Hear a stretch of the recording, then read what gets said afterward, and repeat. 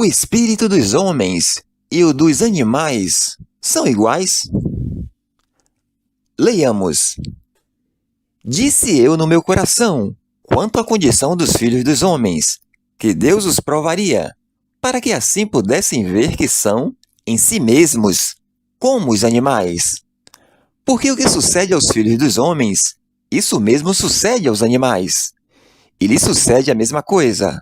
Como morre um, assim morre o outro, e todos têm o mesmo fôlego. E a vantagem dos homens sobre os animais não é nenhuma, porque todos são vaidade. Todos vão para um lugar.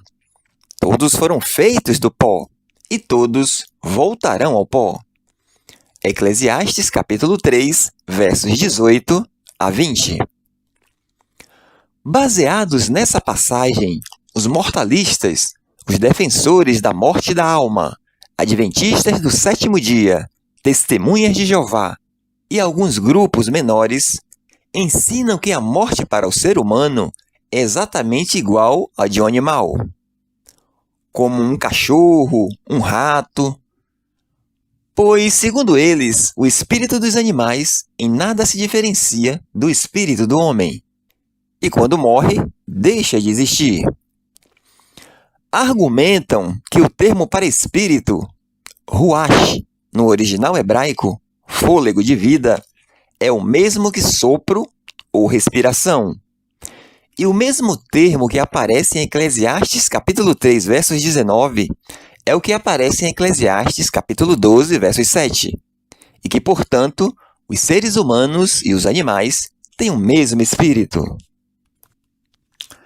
Bom, o termo espírito, ruach no hebraico, e pneuma no grego, assim como o termo alma, possui alguns significados. Não é simplesmente um sopro ou uma respiração, como creem os mortalistas. Vejamos um exemplo em que esse termo espírito aparece e vamos substituí-lo por sopro, para vermos se faz sentido. Pois os saduceus declaram não haver ressurreição, nem anjo, nem sopro, ao passo que os fariseus admitem todas essas coisas. Atos capítulo 23, versos 8. Veja que não faz nenhum sentido espírito, nesse contexto, significar apenas um sopro, uma respiração. Portanto, esse termo é um termo polissêmico e também pode significar uma entidade imaterial e consciente, como nesse outro exemplo. Vede as minhas mãos e os meus pés, que sou eu mesmo. Apalpai-me e vede, pois um espírito não tem carne nem ossos, como vedes que eu tenho. Lucas capítulo 24, versos 39. Mas em que sentido Salomão está dizendo que o homem e o animal possuem o mesmo fôlego de vida? Será que ele está querendo dizer que a alma ou espírito dos animais e dos homens são iguais? Bom, na morte de seres humanos, assim como na morte dos animais, existem semelhanças, como existem diferenças.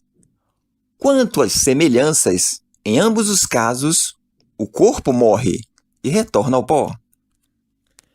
De igual modo, a morte tanto de um como do outro é certa e não há como evitá-la. Nesse ponto, os fenômenos físicos são os mesmos, tanto para os seres humanos quanto para os animais. O livro de Eclesiastes retrata a vida do homem nesse plano terreno.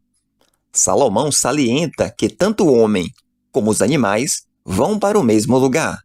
Ele diz: todos procedem do pó e ao pó tornarão, referindo-se ao corpo, à matéria, que vai ao pó. Daí nenhuma vantagem tem o homem sobre os animais. Quando Salomão fala que todos têm o mesmo fôlego de vida, está dizendo simplesmente que todos são seres viventes, seres com vida. Entretanto, os seres humanos possuem uma parte imaterial vinda diretamente de Deus, quando soprou nas narinas do homem, conforme Gênesis capítulo 2, versos 7. Coisa que não aconteceu com os animais.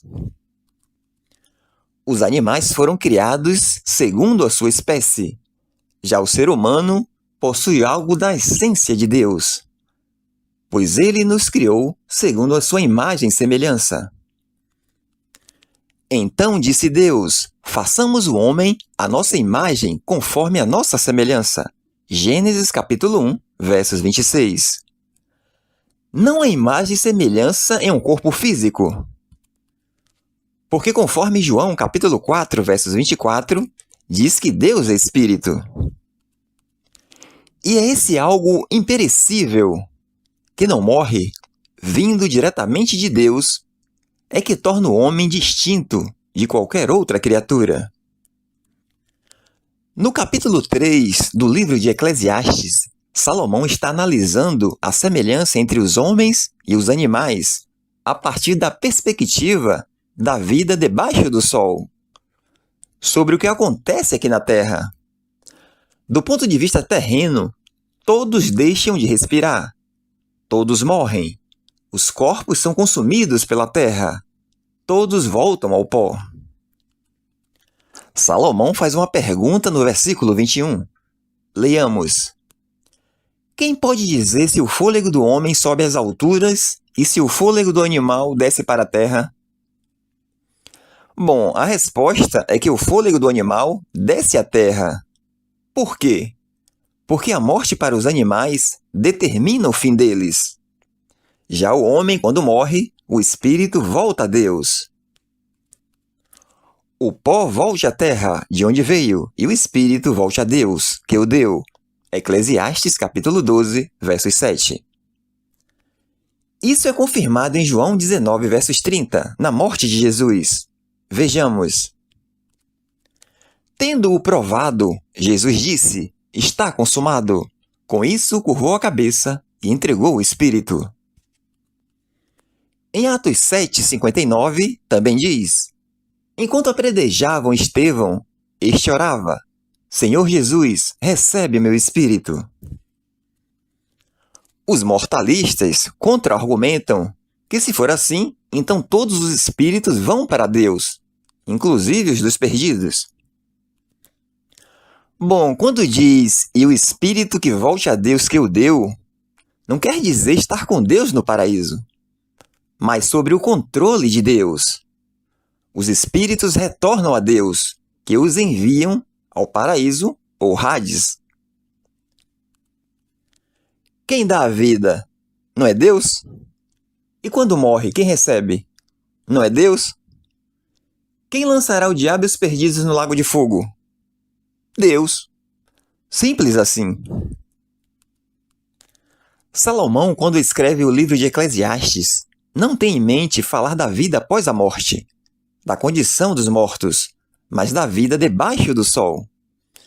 Se ele tivesse em mente a condição do homem num plano espiritual, e se a morte dos seres humanos fosse exatamente como a dos animais, como defendem os mortalistas nessa passagem, teríamos que chegar à falsa conclusão de que os mortos não ressuscitarão, de que os ímpios não receberão a punição pelos seus pecados, e de que os justos não ressuscitarão para a vida, com corpos glorificados, e não irão para o céu como Cristo prometeu, já que não consta na Bíblia essas promessas referindo-se aos animais. Quando Salomão diz em Eclesiastes 3,19: nenhuma vantagem tem o homem sobre os animais, porque tudo é vaidade, todos vão para o mesmo lugar, se analisarmos essas declarações a partir da perspectiva do além-túmulo, como interpretam os mortalistas, de que não há nenhuma vantagem entre os homens e os animais, devemos concluir erroneamente que não haverá ressurreição dos mortos e que Cristo não ressuscitou, contrariando a própria Escritura que diz: porque, se os mortos não ressuscitam, também Cristo não ressuscitou. E se Cristo não ressuscitou, é vã a nossa fé. E ainda permaneceis nos vossos pecados. 1 Coríntios, capítulo 15, versos 16 e 17. Mas se analisarmos sob uma perspectiva terrena, tudo faz sentido. Chegaremos à conclusão de que os homens têm o mesmo destino dos animais com relação a esse plano terreno, a parte física, e não com relação ao plano espiritual, o espírito. Vejamos as diferenças entre os seres humanos e os animais com relação à morte e ao plano espiritual. Os animais não receberam o sopro divino, direto do Criador, como o homem recebeu. Gênesis capítulo 2, verso 7. Deus não formou o espírito dos animais dentro deles, como fez com o homem. Zacarias capítulo 12, versos 1. Os animais não foram feitos à imagem e semelhança de Deus. Gênesis capítulo 1, versos 26 e 27. Os animais não possuem uma vida consciente. Os animais não possuem uma alma imortal, como o homem possui. Cristo não morreu pelos animais. Não há promessa de ressurreição para os animais, como há para os homens. Daniel capítulo 12, versos 2. Não há promessa de corpos imortais para os animais, como há para os seres humanos. 1 Coríntios capítulo 15, versos 50 a 54.